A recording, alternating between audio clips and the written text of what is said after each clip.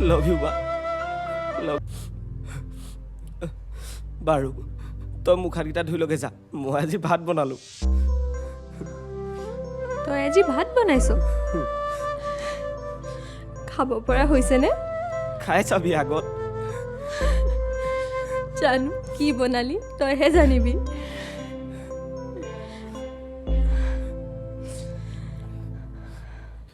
বা